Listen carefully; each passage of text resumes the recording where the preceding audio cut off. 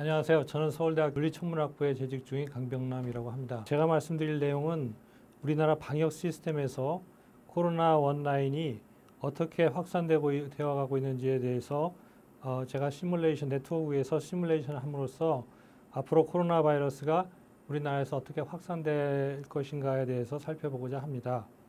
이 연구는 저희 대학원 학생인 최광종, 최호연 대학원 학생과 서울의대 김용빈 교수님께서 좋은 조언을 해주셨습니다.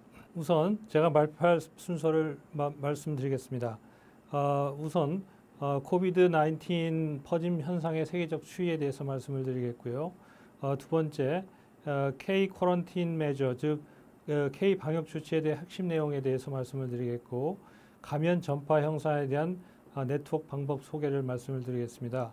N차 감염의 의미를 말씀을 드리겠고, K 방역 조치하에서 코비드-19 전파 현상에 대한 네트워크 모형 소개를 말씀을 드리겠습니다. 시뮬레이션 결과를 소개해 드리겠고요. 2차 파동의 가능성에 대해서 말씀을 드리겠고, 집단 면역에 대해서 어떻게 하면 효과적 방법이 무엇인가에 대해서 말씀을 드리겠습니다. 그러면 세계적 추이에 대해서 말씀을 드리겠고요.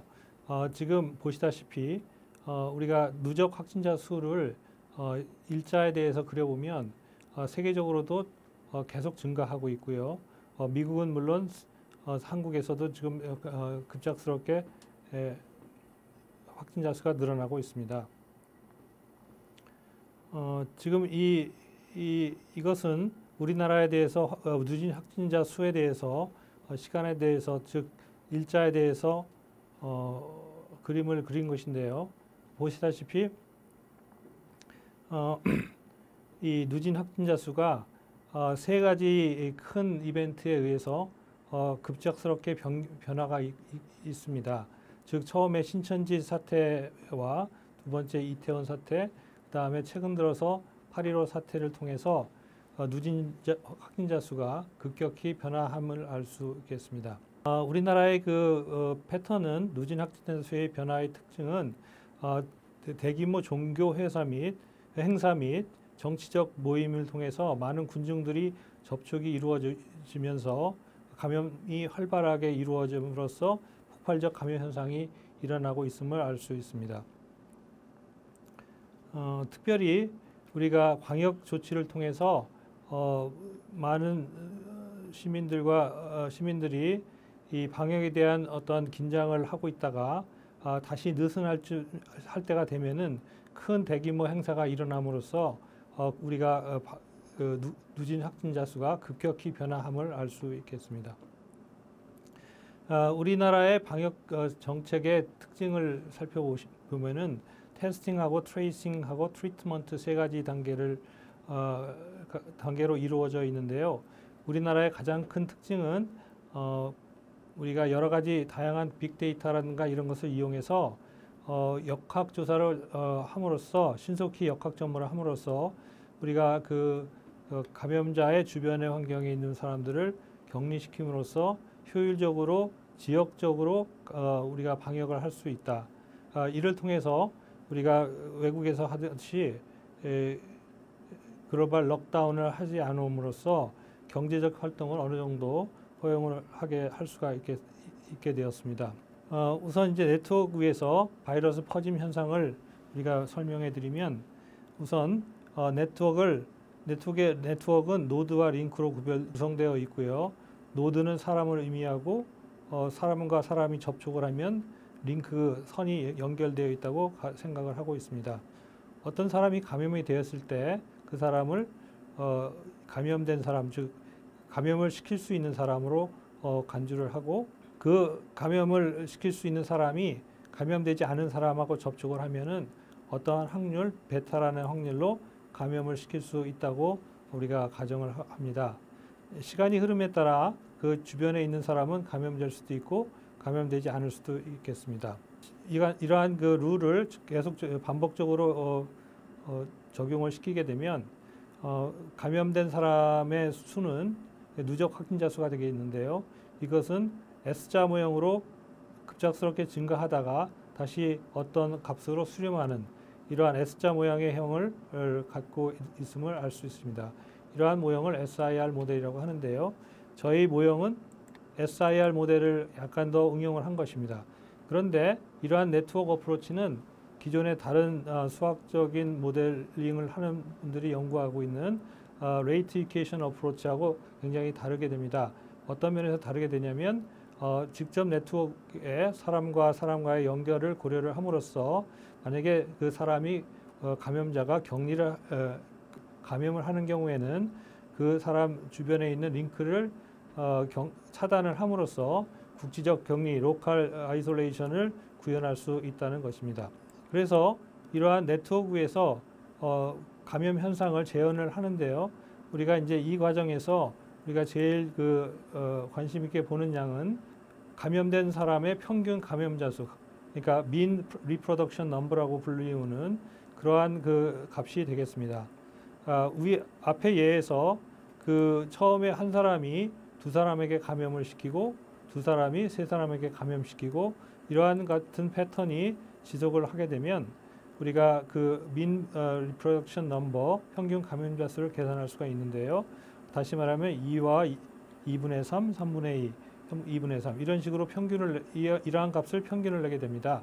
만약에 R0 값이 1보다 작을 경우에는 전염병 전파가 점진적으로 사라지고 R0가 1인 경우에는 전염병 전파가 지속적으로 유지를 하게 되고 이런 현상을 이제 엔데믹이라고 부릅니다. 만약에 R0가 1보다 커지면 전염병 확산이 기하급수적으로 증가를 하게 됩니다. 이것을 소위 팬데믹이라고 부르는 것이죠. 첫째, 랜덤 네트워크와 스케일 프리 네트워크와 소셜 네트워크 이 세 개의 그룹의 네트워크에서 우리가 시뮬레이션을 해봤습니다. 랜덤 네트워크는 한 사람이 연결되어 있는 그 이웃의 사람 수가 소위 이 가우시안 또는 포아송 디스트리뷰션을 따르는 네트워크를 말하고요. 다음에 스케일 프리 네트워크는 어떤 한 사람이 연결되어 있는 사람 수가 파월로 디스트리뷰션을 따르는 역함수 법칙에 따르는 그러한 네트워크가 되겠고요. 이러한 네트워크에서는 굉장히 연결선 수가 많은 허브가 존재를 하고 또 어떤 부분에서는 연결선이 굉장히 작은 그러한 사람들이 여러 명 존재하는 많은 사람들이 존재하는 그러한 네트워크가 되겠습니다. 그러나 실제로 사회에서 일어나고 있는 사회 연결망은 이러한 스케일 프리 네트워크뿐이 아니라 소위 집단이라는 것을 구성하고 있어서요. 그 집단 간에는 가깝게 연결되어 있고 많이 이게 연결선이 굉장히 촘촘히 있고요. 집단과 집단 사이에서는 연결선 수가 드문드문하게 있는 그러한 네트워크 구조를 가지고 있습니다. 이러한 스케일 프리 네트워크나 소셜 네트워크에서 소위 이 6단계 분리라는 것이 있는데요.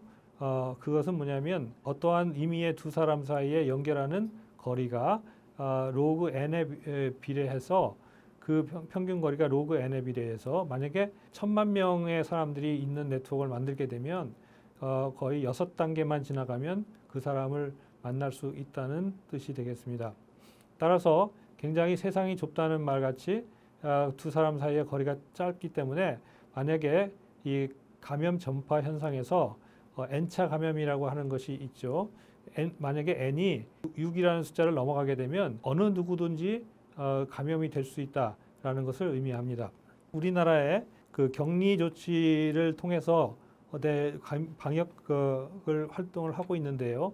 그에 맞는 우리가 모델을 만들게 되면 기존에 있는 SEIR 모델에다가 격리를 하는 그러한 상태를 집어넣어야 됩니다. 우선 어떤 사람이 감염되었다고 하면 감염된 사람이 그 옆에 있는 감염될 수 있는 사람 S 스테이트가 있을 수가 있고요.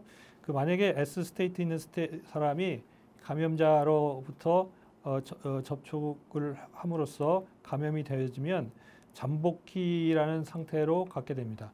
잠복기에 있다가 어느 정도 시간이 지나가면 다른 사람을 감염시킬 수 있는 상태가 되고 그것이 소위 인펙티오스 스테이트라고 얘기를 하게 됩니다. 그런데 지금 이 코로나 바이러스는 다른 질병하고 달리 이 무증상자가 생길 수가 있습니다. 감염이 됐어도 증상이 없는 사람을 말하는 것이고요. 유증상자는 감염이 되면 증상이 나타나는 사람을 나타내는 것입니다. 그래서 감염된 사람은 두 개의 다른 상태로 갈라져야 되고요. 만약에 감염되어 있으면 시간이 감에 따라서 선별 검사로 검진을 하게 되면 확진을 받게 되고 그래서 격리를 하게 됩니다. 그래서 격리된 상태, 유증상자로 격리된 상태가 IS 프라임이 되고요. 무증상자로 남아있는 상태가 IA가 됩니다.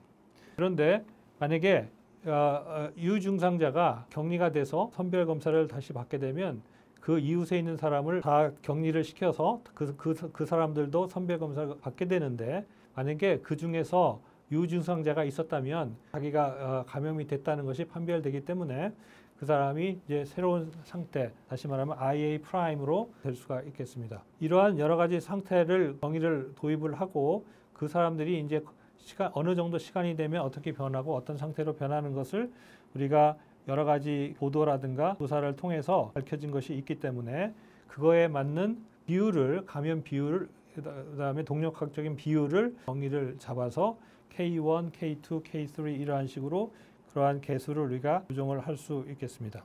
이렇게 되면 우리가 이제 전체의 그 모든 반응 현상을 기술할 수가 있고 그것을 네트워크 위에서 시뮬레이션을 하게 되는데요. 여기서 mean reproduction number는 실제로 여러 가지 그 요소에 의해서 결정이 되는데 mean production number는 전염 비율과 평균 접촉자 수, 그다음에 감염자의 노출 기간을 곱한 것이 되겠습니다. 전염 비율 K1은 우리가 사회적 격리 마스크 착용을 하면서 그 K1을 줄일 수 있는 효과가 있지만 만약에 우리나라에서 볼 수 있는 대단히 군중 모임을 갖게 되면 그것이 증가 현상을 보이게 되겠습니다. mean contact number는 우리가 알 수 있듯이 큰 대단히 군중 모임을 하게 되면 옆에 접촉한 사람들이 엄청나게 많기 때문에 그 증가 효과는 대단히 많을 수 있겠고요. 그다음에 만약에 락다운이라든가 로컬 쿼런틴 이러한 격리를 하면은 그 숫자가 감소가 되겠습니다. 그다음에 K3라는 값은 감염자의 노출 기간은 이거는 이제 그 질병의 그 고유한 성질이기 때문에 이 값은 고정되어 있습니다. 우리가 이러한 값을 통해서 시뮬레이션을 했는데요. 여기 K1과 C값 K3를 적당히 조정을 해서 초기에 신전이 사태가 일어날 때 급작스럽게 누적 환자가 증가하는 그때의 그 R0 값에 맞추어서 3.3을 얻게 됐는데요. 실제 신천지 사태 후에 우리가 R0 값을 구해보면 3.58입니다. 그래서 저희들이 시뮬레이션한 3.3이라는 값이 그다지 실제 값하고 그렇게 차이가 안 난다는 것을 알 수 있겠습니다. 이거는 이 슬라이드는 시뮬레이션한 한 결과인데요. 우리가 격리를 우리나라의 그 방역 시스템의 그 가장 큰 자랑거리는 격리를 한다는 것입니다. 만약에 우리가 격리를 하지 않는 경우에는 어떻게 되는가를 우선 말씀을 드리면 보시다시피 S자 모형으로 갖게 되고요. SIR 모델이기 때문에 S자 모형을 갖게 되고요. 정상인 사람, 감염될 수 있는 사람이 초록색으로 표현되어 있는데요. 이 사람은 맨 처음에 이것은 이제 비율입니다. 1이라는 것이. 여기서 급작스럽게 감소를 해서 어느 정도 상태가 되면은 거의 바닥 상태, 즉 거의 대부분의 사람들이 감염된 상태로 되게 됩니다. 이에 반해서 우리가 격리를 하게 되면 감염될 수 있는 건강한 사람의 숫자가 상당히 전파 현상이 멈출 때까지를 보게 되면 거의 한 30% 정도의 사람들이 감염되지 않는 상태로 남아있게 되고요. 물론 이 절대적인 값은 시뮬레이션의 그 크기, 그 네트워크의 사이즈 이런 것들에 의해서 좌우가 됩니다.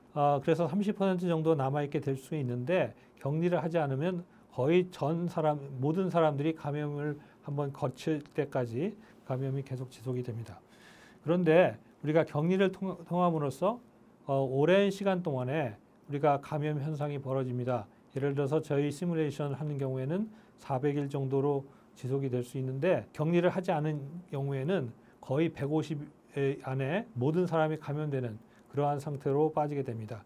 그러니까 격리를 함으로써 천천히 그 전파 현상이 진행된다고 할 수 있겠습니다. 그 다음에 제일 큰 특징은 우리가 격리를 함으로써 무증상자가 누구인지를 알 수가 있습니다. 만약에 어떤 감염자가 격리를 하게 되면 그 접촉한 사람을 접촉한 사람들이 전부 그 격리가 되고요. 그 접촉한 사람들이 진단을 받음으로써 그 사람들이 무증상 감염자라는 것을 알 수 있기 때문에 실제로 그 무증상 감염자로 남아 있는 사람 수가 굉장히 적게 되는데 우리가 그런 격리를 하지 않은 경우에는 무증상 중상자가 굉장히 크게 많은 그 프랙션을 가지고 남아 있게 됩니다. 이러한 것 때문에 격리 현상이 우리가 굉장히 바람직스럽고 그다음에 우리가 이러한 것 때문에 경제 활동을 그나마 할 수 있는 그러한 상태가 될 수 있겠습니다. 만약에 갑작스럽게 그 감염 바이러스의 종이 변경이 되었을 때 그래서 감염률이 굉장히 높게 되는 경우에 만약에 어떤 시점에서 3.7배가 증가를 하게 되면 이러한 갑작스러운 증가 현상을 보일 수 있겠고요. 그 다음에 아까 말씀드린 대로 랜덤 네트워크가 아니라 네트워크 스트럭처가 바뀌면 예를 들어서 스케일 프리 네트워크가 되게 되면 이러한 그 정지에 있다가 다시 늘어났다가 정지에 있다가 늘어나는 그러한 현상을 보일 수가 있습니다. 예를 들어서 허브가 감염되면 이웃으로 많은 사람들이 있기 때문에 많은 사람이 감염될 수가 있겠고요.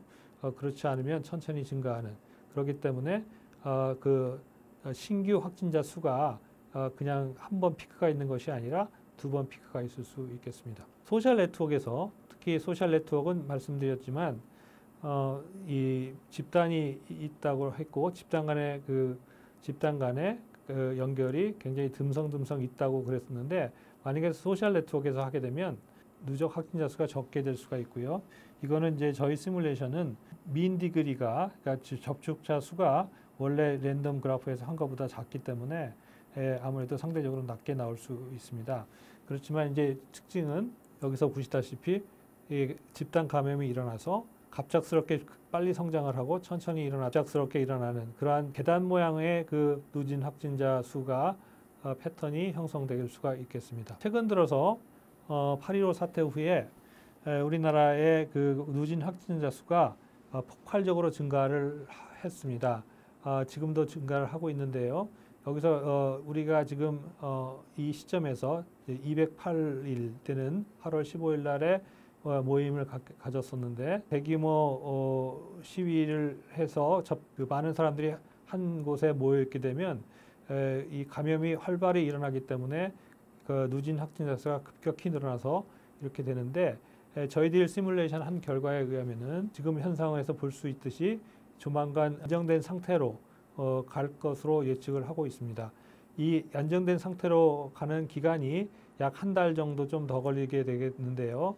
지금 이제 얼핏 짐작을 하게 되면 약 이달 9월 말까지 9월 말쯤에 안정된 상태에 도달을 하게 되고 신규 확진자 수가 거의 한 두 자릿수로 내려갈 가능성이 있습니다. 그러나 만약에 10월 초에 다시 대규모 행사를 가진 경우에는 이와 같은 양상이 더 일어날 텐데 만약에 이러한 현상이 일어나게 되면 기존에 있는 무증상자하고 수가 늘어나 있기 때문에 그 사람들하고 이제 결부돼서 엄청난 폭발적 감염 현상이 일어날 것이 자명합니다. 2차 파동의 가능성에 대해서 많이들 말씀하시는데 해외 확진자가 지속적으로 유입을 할 때 그 숫자가 또 큰 숫자일 때 일어날 수가 있겠고 또 소규모 집단 감염이 지속적으로 일어나는 경우 그다음에 코로나 바이러스가 변종이 출현해서 감염률이 굉장히 높게 되는 경우가 일어날 수가 있고요. 그다음에 무증상 감염자의 누적 현상으로 인해서 생길 수가 있습니다. 사실 지금 소개해드린 네 가지 가능성에 대해서는 이미 우리나라에서 일어나게 되어 있었고요. 그래서 이제 이러한 현상으로부터 두 번째 파동은 사실은 큰 우리 격리 과정을 통해서 그 크게 변함이 없다라는 것을 알게 되었습니다. 그러나 아직 그 세컨드 웨이브의 가능성 중에 마지막으로 남은 가능성이 소위 코오퍼레이션 컨테이전이라고 해서 계절 독감과 코로나 바이러스가 결합이 돼서 일어나는 경우에 이런 경우에는 사실 굉장히 제재할 수 없을 정도로 폭발적으로 일어나게 됩니다. 따라서 이번 겨울에 모든 사람들이 독감에 걸리지 않도록 주의를 해야 되겠습니다. 록다운 이펙트는 저희하고 말씀을 드리려고 하더라도 이제 시간상 말씀은 안 되겠지만 우리나라에서는 사실 해당 사항이 없고 외국에서는 이거에 대해서 큰 이슈화되고 있습니다. 마지막으로 어떻게 집단 면역을 방지할 수 있는가, 집단 감염을 방지할 수 있는가에 대해서 말씀을 드리겠습니다. 소위 이 허드 이뮤니티라고 하는 것이 뭐냐면 얼마나 많은 사람이 면역을 시켜야 바이러스가 확산되는 것을 멈출 수 있을까 하는 그런 이슈인데요. 그 스레이홀드가 원래 1-R 제곱분의 R 제로분의 1 이렇게 주어집니다. R 제로는 예를 들어서 30%라고 하면은 거의 60%, 67% 사람을 면역을 시켜야지 바이러스 감염 현상을 중지시킬 수가 있다고 하는 것입니다. 그런데 이러한 백신을 투여하는 방법도 연관성이 있는데요. 우리 네트워크 사이언스에서 연구는 어떻게 효율적으로 이 백신을 배포를 하느냐면 어떤 사람을 랜덤하게 뽑아서 그 사람 주변에 가장 마당발인 사람한테 백신을 투여를 하게 되면 상당히 큰 프랙션을 줄일 수가 있습니다. 예를 들어서 한 25%의 사람만 백신을 투여해도 우리가 코로나 바이러스의 감염 확산 현상을 줄일 수 있는 그러한 단계로 도달할 수 있다고 이론적으로는 얘기가 됩니다. 자, 그래서 제가 말씀드린 것을 요약을 하면은 우리나라 방역 조치에 대해서 말씀을 드렸는데 국지적인 격리로 말미암아 경제 활동을 지속적으로 유지할 수 있다. 그런 특징을 가지고 있다고 할 수 있겠고요. 저희는 그 네트워크 방법을 이용해서 간단한 수학 모형을 만들어서 시뮬레이션을 수행을 했고요. 우리나라에서 8차 감염까지 이제 일어나는 현상이 벌어졌었는데 그것은 어떤 얘기냐면 자신도 언제 어떤 루트를 통해서 감염될 가능성이 있다라는 것을 암시해 준다고 제가 말씀을 드리겠고요. K-쿼런틴, 즉 우리나라 방역 시스템의 수학적 모형으로 격리 조치를 반영한 그러한 저희 네트워크 모형을 생각해 봤고요. 여기서 통해서 소셜 네트워크에서 시뮬레이션 한 결과 집단 감염에 의한 심각한 현상이 벌어질 수 있다라는 것을 말씀을 드리고 세컨드 웨이브인 경우에는 여러 가지 요인이 있으나 계절적 독감과 결합을 했을 때는 큰 가능성이 더 큰 폭발적 감염이 일어난다라는 것을 말씀드리고자 합니다. 그다음에 효과적으로 백신을 사용하게 하게 되면 적은 양으로도 집단 면역에 도달할 수 있다 하는 것을 말씀을 드렸습니다. 감사합니다.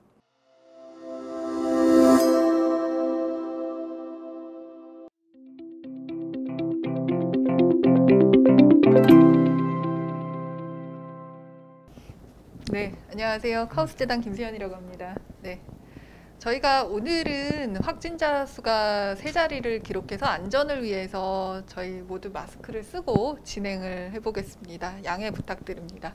네, 오늘 강병남 교수님 말씀 잘 들었습니다. 저희 오늘 학생들 질문부터 오늘 한번 받아보겠습니다. 서울대학교에서 경영학이랑 생명과학 공부하고 있는 정승윤입니다. 제가 지난 5월 정도에 김범준 교수님 강의 때 갔어서 그때는 확진자가 어떻게 퍼져가는지 그냥 해석해 주신 어떤 그래프만 봤었는데 이제 드디어 한국 방역이 얼마나 효과 있는지 직접 수치화할 수 있는 이런 시뮬레이션 모델이 개발이 된 것 같아서 되게 짧은 시간에 재미있었던 것 같아요. 이게 딱 차이가 나서.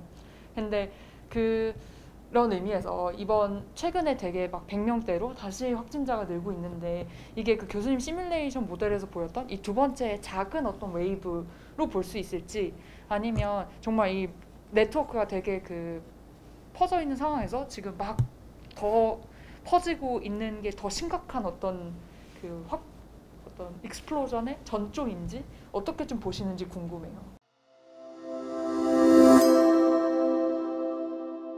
이번 발표를 준비를 하면서 느낀 것인데 저희 우리나라 코로나 바이러스 때문에 본격적으로 첫 환자가 생긴 게 1월 중순경으로 생각하고 있습니다. 그리고 이제 한 단계가 이제 맞춰진 게 4월 말 5월 초에 이제 사회적 그 거리두기를 마치고 생활 속의 거리두기로 바뀐 것이 5월 초로 기억을 하고 있는데요. 그때까지 걸린 날수가 거의 100일에 가깝습니다.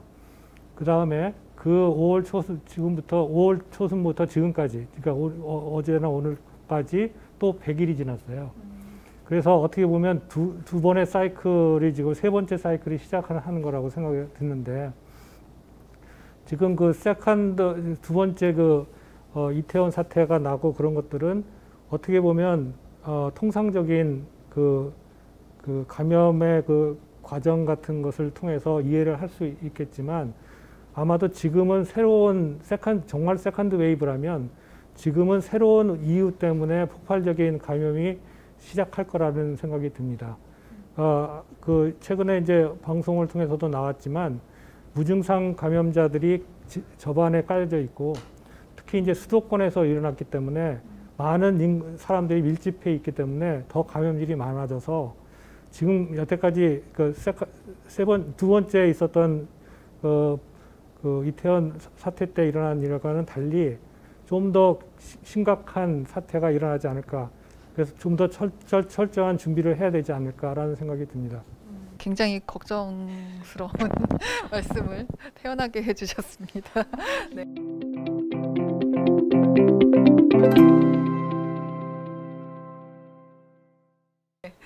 저는 그 교수님께서 결론적으로 우리나라의 국지적 격리가 더 나은 방향이었다라고 말씀 주신 걸로 이해를 했습니다. 그런데 아직도 그 많은 여론이 그 왜 락다운을 전면적으로 실시하지 않았느냐, 뭐 예를 든다면 이렇게 비유로 창문을 열어놓고 모기를 잡는 격이다, 뭐 이런 식으로 사람들이 많은 그런 의견을 아직도 다시는 분들이 계시더라고요. 그래서 그 락다운과 국지적 격리, 우리나라가 지금 진행하는 방향 그 비교 면에서 어떻게 국지적 격리가 낫다고 결론 내리셨는지 궁금합니다. 그 락다운을 하면 최소한 2개월 또는 바람직한 것은 3개월 동안 사회적 활동을 못하고, 그 다음에 최소한 사람들이 살기 위한 최소한의 그 에센셜한 액티비티만 한다고 그렇게 써 있는데 그 정도만 하게 되는데요. 그렇게 되면은 이제 경제적인 그 활동이 둔화가 돼서 경제적인 디프레션이 굉장히 심하게 일어납니다. 우리 이제 물리학에서 나오는 개념인데요. 소위 크리티컬 슬로잉 다운이라는 게 있습니다. 그건 무슨 얘기냐면 어느 정도 임계점을 넘으면은 회복하게 하는데 걸리는 시간이 무진장 오래 걸려요.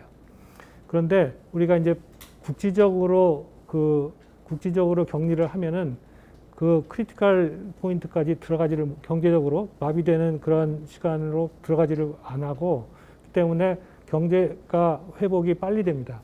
그러니까 3개월을 격리를 시킨 거하고 우리 같이 이렇게 국지적으로 한 거하고 3배 정도 차이가 난다, 뭐 이런 식으로 유추를 하는 것이 아니고, 만약에 3개월 동안에 경제적으로 격리를 럭다운을 시켜버리면 그거를 회복하는 데 시간은 10배가 더 걸릴지도 몰라요. 그러니까 그러한 그 경제 활동이라는 것이 그냥 리니어한 게 아니기 때문에 그러한 현상을 우리가 겪어보지 않았기 때문에 그게 더 어떻게 되면 나으냐 뭐 이런 얘기를 할 수는 있지만, 사실 그거에 대해서는 굉장히 위험한 발상입니다. 그래서 의료진들이 워낙 고생을 많이 하셨고, 또 다른 나라에서는 뭐라고 하냐면 한국이니까 작은 나라니까 그게 가능했었다 그런 얘기도 많이 들리는데 그럴 수도 있어요. 그렇지만 우리 의료진들이 너무나 고생을 많이 하셔서 그래도 경제적으로 큰 손실이 없이 회복을 할 수 있게끔 된 것입니다. 그게 이제 어떻게 보면 한 면만 보는 게 아니라 양면을 보면은 이 국지적으로 격리하는 게 훨씬 더 좋은 것이다라는 것을 알 수가 있겠습니다.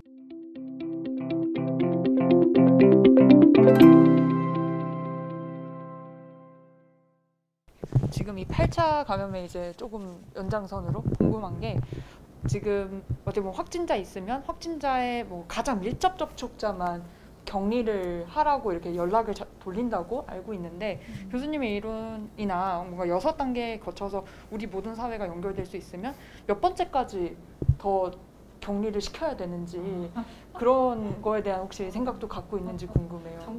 전 국민이 지금 사실 그렇게 6번으로 다 연결되면 전 국민 다 같이 자가격리해야 되는데. 그게 이제 의료진의 그 캐파시티가 그러니까 감염에 테스팅하는 그 용량이라든가 뭐 이런 것을 고려해서 예를 들어서 뭐 굉장히 감염자가 적은 경우에는 몇 차까지 더 늘려서 잡을 수가 있겠죠. 근데 최근 뭐 일어난 것 같이 확진자가 뭐 100명, 200명, 300명이면 특히 이제 이 종교 집단하고 관련되면 신도수가 뭐 몇천 명, 몇만 명 이렇게 되는데 그 사람들을 전부 한다는 것도 지금 굉장히 우리 기적적으로 일을 하고 있기 때문에 오늘인가요? 어제 뉴스에 보면 신도수가 뭐 10,000명 넘잖아요. 그런 사람들 전부 10,000명 이상의 사람들을 전부 테스팅을 해야 되는데 그게 불가능하죠. 그러니까 그런 것에 맞게 이웃과 더 이웃 그런 것을 조정을 할 수는 있겠습니다. 그럼 그때 아까 그 교수님이 말씀하신 백신에서도 가장 마당발인 사람한테 먼저 맞춰야 된다는 전략이 있었잖아요. 그럼 방역에서도 마찬가지로 가장 마당발인 사람부터 먼저 조사해 나가는 방식이 좀 효율적인 그 캐파 배분일 수도 있을 것 같아요. 예, 맞습니다. 맞는데 신도들에서는 전체 그룹이니까 그 사람들을 어떤 사람, 그러니까 좋은 코멘트인데 무슨 얘기냐면 신도 중에서 지방에 있는 신도들부터 사실 어떻게 보면 그 테스팅을 해서 격리를 시켜야 되겠죠. 왜 그러냐면 여기 그 서울에 있는 사람들을 또 그 성북구에 있는 사람들 입장에서 보면 고 집단이지만 뭐 지방에서 오신 신도들이라든가 이런 분들은 그쪽에 전파될 가능성이 크니까요. 그런 생각도 좀 해봄직합니다. 네, 지역 확산을 위한 좋은 아이디어 감사드립니다. 저희 빨리 질본에 연락하고 싶네요. 네.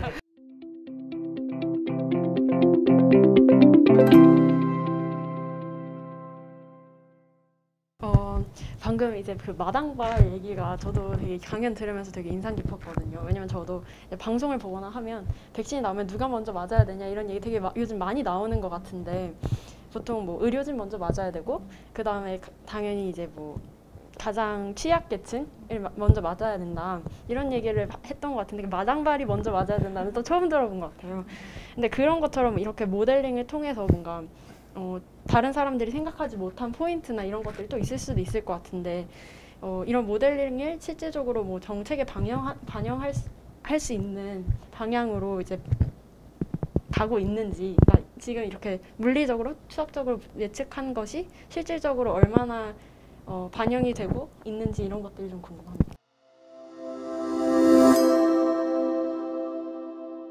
네, 그 굉장히 어려운 질문이고요. 누구를 먼저 백신을 맞추냐 하는 문제는 노약층이라든가 그 기저질환이 있으신 분은 조금만 해도 이제 큰 크리티컬하게 되니까 그분들한테 먼저 맞춰야 된다는 얘기도 있고 의학적인 면하고 또 경제적인 면하고 또 윤리적인 면하고 이게 전부 또 일치를 하면 좋겠지만 그것이 서로 어긋나게 되면은 고민을 할 수밖에 없습니다. 사람 사는 게 뭐 꼭 확진자 수를 줄인다는 게 제일 최선의 방법은 아니고 여러 가지 사망률을 또 낮추는 것이 또 젊은 사람들은 너희들이 그 감염이 되더라도 또 이게 극복할 수 있는 힘이 있는데 노약층은 그것도 없으니까 먼저 맞춰야 되는 의견도 있는 것이고요. 그렇기 때문에 그거를 종합적으로 판단을 해야 되는데 그 판단을 한쪽만 봐서는 절대 안 되는 거고요.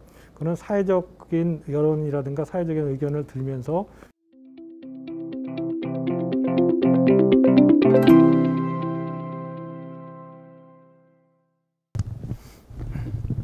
오늘 좋은 말씀 감사드립니다. 저희가 오늘 그 확진자 숫자가 200명이 넘어서 굉장히 사실은 불안한 상황인데요.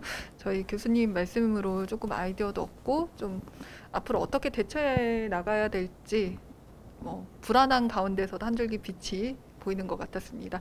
네, 좋은 말씀해 주신 강병남 교수님, 그리고 양세림 학생, 그리고 정수민 학생. 제가 항상 알고 있었는데, 네, 네, 감사드립니다. 네, 고맙습니다. 네, 감사합니다. 네.